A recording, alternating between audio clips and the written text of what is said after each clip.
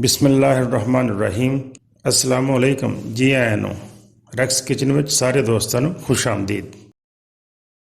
Racks kitchen ਵਿੱਚ ਅੱਜ ਅਸੀਂ ਪਹਿਲੀ ਦਫਾ ਮਿਠਾਈ ਦੀ ਇੱਕ ਵੈਰਾਈਟੀ ਬਣਾ ਰਹੇ ਹਾਂ, ਗੁਲਾਬ ਜਾਮਨ। ਤੇ ਅੱਜ ਅਸੀਂ ਪੂਰੀ ਕੋਸ਼ਿਸ਼ ਕਰਾਂਗੇ ਕਿ ਬਿਲਕੁਲ ਮਿਠਾਈ ਦੀ ਦੁਕਾਨ ਦੀ ਤਰ੍ਹਾਂ ਦਾ ਗੁਲਾਬ ਜਾਮਨ ਘਰ 'ਚ ਤਿਆਰ ਹੋ ਜਾਏ। ਗੁਲਾਬ ਜਾਮਨ ਬਣਾਉਣੇ ਕੋਈ ਮੁਸ਼ਕਿਲ ਨਹੀਂ ਹੈ, ਬਹੁਤ ਆਸਾਨ ਹੈ, ਲੇਕਿਨ ਥੋੜੀ ਹਸਾਸ ਹੈ, ਜ਼ਰਾ ਥੋੜਾ ਹਾਜ਼ਰ ਨਾਜ਼ਰ ਰਹਿਣਾ ਪੈਂਦਾ ਹੈ, ਯਾਨੀ ਥੋੜੀ ਤਵੱਜੋ ਰੱਖਣੀ ਪੈਂਦੀ ਹੈ। ਤੇ ਬਹੁਤ ਅੱਛੇ ਗੁਲਾਬ ਜਾਮਨ ਘਰ 'ਚ ਬਣ ਜਾਂਦੇ ਆ। ਤੇ ਆਓ ਫਿਰ ਸ਼ੁਰੂ ਕਰੀਏ। ਸਭ ਤੋਂ ਪਹਿਲੇ ਅਸੀਂ 1 ਕਿਲੋ ਦੁੱਧ ਲੈ ਕੇ ਉਹਦਾ ਖੋਇਆ ਬਣਾਉਣਾ। ਕਿਲੋ ਦੁੱਧ ਪਾ ਕੇ ਤੇ ਉਹਨੂੰ ਪਕਾਉਣਾ ਸ਼ੁਰੂ ਕਰ ਦਿਓ। ਦੁੱਧ ਨੂੰ ਅੱਛੀ ਤਰ੍ਹਾਂ ਹਿਲਾਈ ਜਾਣਾ ਵਕਫੇ ਨਾਲ। ਤੇ ਜਿਹੜੀ ਸਾਈਡਾਂ 'ਤੇ ਮਲਾਈ ਵਗੈਰਾ ਆਉਣੀ ਹੈ ਉਹਨੂੰ ਵੀ ਨਾਲ ਹੀ ਸ਼ਾਮਲ ਕਰਦੇ ਜਾਣਾ।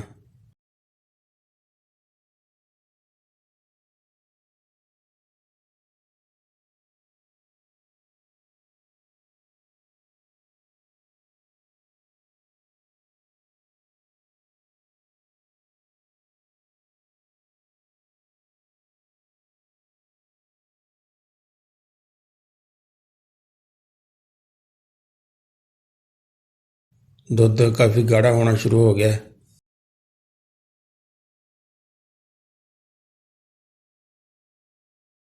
ਤੇ ਹੁਣ ਸਾਡਾ ਖੋਇਆ ਦੇਖੋ ਬਿਲਕੁਲ ਤਿਆਰ ਹੋ ਗਿਆ।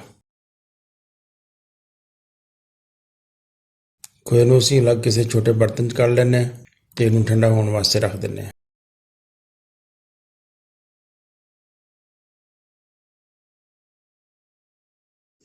ਤੇ ਇੰਨੀ ਦੇਰ 'ਚ ਅਸੀਂ ਚਾਸ਼ਨੀ ਤਿਆਰ ਕਰ ਲੈਂਦੇ ਹਾਂ। ਅੱਧਾ ਕਿਲੋ ਬਰਤਨ 'ਚ ਚੀਨੀ ਪਾ ਲਓ ਤੇ ਤਕਰੀਬਨ ਅੱਧਾ ਕਿਲੋ ਹੀ ਪਾਣੀ ਪਾ ਲਓ ਤੇ ਇਹਨੂੰ ਅੱਛੀ ਤਰ੍ਹਾਂ ਹਿਲਾ ਕੇ ਤੇ ਪਕਾਉਣਾ ਸ਼ੁਰੂ ਕਰੋ।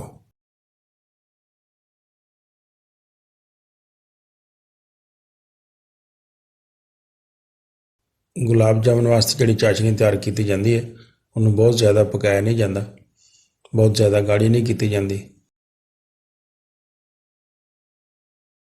ਬਸ ਜਦੋਂ ਚਾਸ਼ਨੀ ਹੱਥ ਨਾਲ ਚਿਪਕਣ ਲੱਗ ਪਵੇ ਤੇ ਸਮਝੋ ਚਾਸ਼ਨੀ ਤੁਹਾਡੀ ਤਿਆਰ ਹੋ ਗਈ। ਤਕਰੀਬਨ 2 ਚੁਟਕੀਆਂ ਅਸੀਂ ਇਲਾਇਚੀ ਪਾਊਡਰ ਪਾ ਲੈਂਦੇ ਹਾਂ।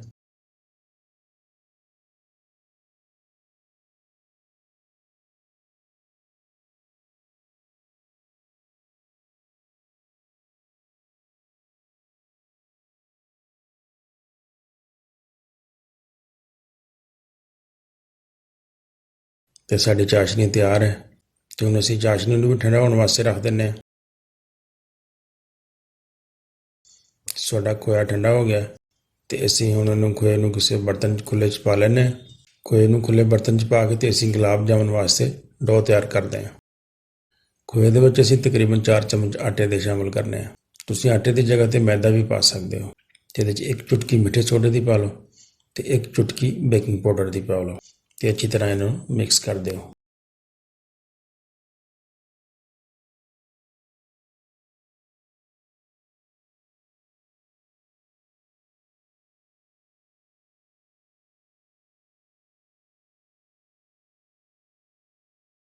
ਤੇ 1 ਚਮਚ ਦੇਸੀ ਘਿਓ ਦਾ ਪਾ ਲਓ।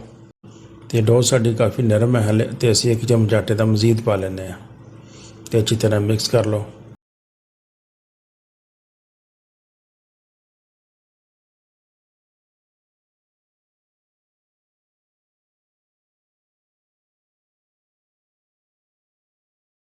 ਤੇ ਇਸ ਤਰ੍ਹਾਂ ਹੱਥ ਨਾਲ ਡੋ ਨੂੰ ਮਲਦੇ ਜਾਓ।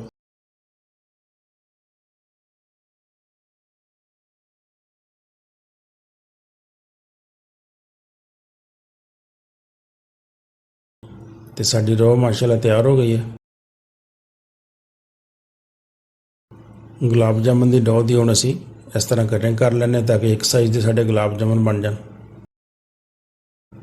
ਤੇ ਇਸ ਤਰ੍ਹਾਂ ਹੱਥ ਨਾਲ ਘੁਮਾ ਕੇ ਅਸੀਂ ਸਾਰੇ ਆਟੇ ਦੇ ਗੁਲਾਬ ਜਾਮਨ ਬਣਾ ਲੈਣੇ ਆ। ਸਾਰੀ ਡੋ ਦੇ ਇਸ ਤਰ੍ਹਾਂ ਹੱਥ ਨਾਲ ਗੋਲ ਤੁਸੀਂ ਸਾਰੇ ਗੁਲਾਬ ਜਾਮਨ ਬਣਾ ਕੇ ਰੱਖ ਲਓ। ਤੇ ਨਾਲ ਅਸੀਂ ਤੇਲ ਨੂੰ ਗਰਮ ਕਰਨਾ ਸ਼ੁਰੂ ਕਰਦੇ ਹਾਂ।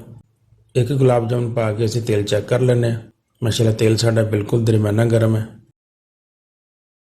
ਤੇ ਅਸੀਂ ਸਾਰੇ ਗੁਲਾਬ ਜਾਮਨ ਇੱਕੋ ਦਫੇ ਸ਼ਾਮਲ ਕਰਦੇ ਹਾਂ।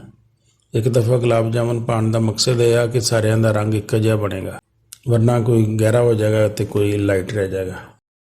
ਗੁਲਾਬ ਜਾਮਨ ਤੇਲ 'ਚ ਪਾਉਣ ਤੋਂ ਥੋੜ੍ਹੀ ਦੇਰ ਬਾਅਦ ਅਸੀਂ ਇਹਨੂੰ ਹਿਲਾਵਾਂਗੇ, ਫੌਰੀ ਤੌਰ 'ਤੇ ਨਹੀਂ ਹਿਲਾਉਣਾ। ਵਰਨਾ ਟੁੱਟ ਜਾਣਗੇ। ਇਸ ਤਰ੍ਹਾਂ ਤੇਲ ਨੂੰ ਹਿਲਾਉਂਦੇ ਜਾਓ। ਗੁਲਾਬ ਜਾਮੁਨ ਦੇ ਵਿੱਚ ਇਹ ਵੀ ਬੜਾ ਜ਼ਰੂਰੀ ਖਿਆਲ ਰੱਖਣਾ ਹੈ ਕਿ ਤੇਲ ਬਹੁਤ ਜ਼ਿਆਦਾ ਗਰਮ ਨਾ ਹੋਵੇ ਅਤੇ ਠੰਡਾ ਵੀ ਨਾ ਹੋਵੇ। ਤੇਲ ਠੰਡਾ ਹੋਏਗਾ ਤਾਂ ਗੁਲਾਬ ਜਾਮੁਨ ਤੁਹਾਡੇ ਫਟ ਜਾਣਗੇ। ਅਗਰ ਤੇਲ ਜ਼ਿਆਦਾ ਗਰਮ ਹੋਇਆ ਤਾਂ ਗੁਲਾਬ ਜਾਮੁਨ ਸੜ ਜਾਣਗੇ ਔਰ ਅੰਦਰੋਂ ਕੱਚੇ ਰਹਿ ਜਾਣਗੇ। ਅਤੇ ਥੋੜ੍ਹੀ ਦੇਰ ਤੋਂ ਬਾਅਦ ਅਸੀਂ ਗੁਲਾਬ ਜਾਮੁਨ ਨੂੰ ਹਿਲਾ ਦਿੰਦੇ ਹਾਂ। ਇਹਨਾਂ ਨੂੰ ਮੁਸਲਸਲ ਹਿਲਾਉਂਦੇ ਰਹਿਣਾ ਹੈ ਤਾਂ ਕਿ ਰੰਗ ਇੱਕੋ ਜਿਹਾ ਸਾਰਿਆਂ ਦਾ ਤਿਆਰ ਹੋਵੇ। ਅਗਰ ਮੁਸਲਸਲ ਨਹੀਂ ਹਿਲਾਵਾਂਗੇ ਤਾਂ ਕਿਸੇ ਸਾਈਡ ਤੋਂ ਗਹਿਰਾ ਹੋ ਜਾਏਗਾ ਅਤੇ ਕਿਸੇ ਸਾਈਡ ਤੋਂ ਲਾਈਟ ਰਹਿ ਜਾਏਗਾ। ਤਕਰੀਬਨ ਕੋਈ 5-7 ਮਿੰਟ ਸਾਡੇ ਗੁਲਾਬ ਜਾਮੁਨ ਜਿਹੜੇ ਆ ਫਰਾਈ ਹੋ ਜਾਂਦੇ ਆ।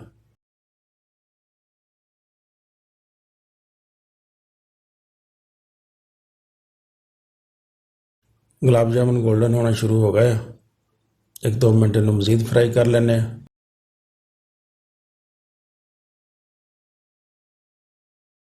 ਗੁਲਾਬ ਜਾਮੁਨ ਬਹੁਤ ਅੱਛੇ ਫਰਾਈ ਹੋ ਗਏ। ਹੁਣ ਅਸੀਂ ਇਹਨਾਂ ਨੂੰ ਕੱਢ ਕੇ ਅਤੇ ਚਾਸ਼ਨੀ 'ਚ ਪਾ ਲੈਂਦੇ ਹਾਂ। ਸਾਰੇ ਗੁਲਾਬ ਜਾਮੁਨ ਚਾਸ਼ਨੀ 'ਚ ਪਾ ਦਿਓ ਅਤੇ ਤਕਰੀਬਨ ਕੋਈ 1-2 ਘੰਟੇ ਚਾਸ਼ਨੀ 'ਚ ਇਸੇ ਤਰ੍ਹਾਂ ਹੀ ਇਹਨਾਂ ਨੂੰ ਪੈ ਰਹਿਣ ਦੇਣਾ ਤਾਂ ਕਿ ਅੱਛੀ ਤਰ੍ਹਾਂ ਚਾਸ਼ਨੀ ਜਿਹੜੀ ਹੈ ਇਹਨਾਂ ਦੇ ਵਿੱਚ ਰਚ ਬਸ ਜਾਏ। ਮਾਸ਼ਾਅੱਲਾ ਸਾਡੇ ਗੁਲਾਬ ਜਾਮੁਨ ਬਹੁਤ ਅੱਛੇ ਤਿਆਰ ਹੋ ਗਏ। ਦੇਖੋ ਵੈਸੇ ਬਹੁਤ ਆਸਾਨ ਰੈਸਪੀ ਹੈ, ਯਕੀਨਨ ਤੁਹਾਨੂੰ ਪਸੰਦ ਆਈ ਹੋਏਗੀ। ਰੈਸਪੀ ਅੱਛੀ ਲੱਗੀ ਹੋਵੇ ਤਾਂ ਦੋਸਤਾਂ ਨਾਲ ਜ਼ਰੂਰ ਸ਼ੇਅਰ ਕਰਿਓ ਅਤੇ ਨਾਲੇ ਚੈਨਲ ਨੂੰ ਅਗਰ ਸਬਸਕ੍ਰਾਈਬ ਨਹੀਂ ਕੀਤਾ ਤਾਂ ਸਬਸਕ੍ਰਾਈਬ ਜ਼ਰੂਰ ਕਰ ਦਿਓ। ਵੀਡੀਓ ਪੂਰੀ ਦੇਖਣ ਦਾ ਬਹੁਤ ਸ਼ੁਕਰੀਆ। ਅਸਲਾਮ ਵਾਲੇਕੁਮ।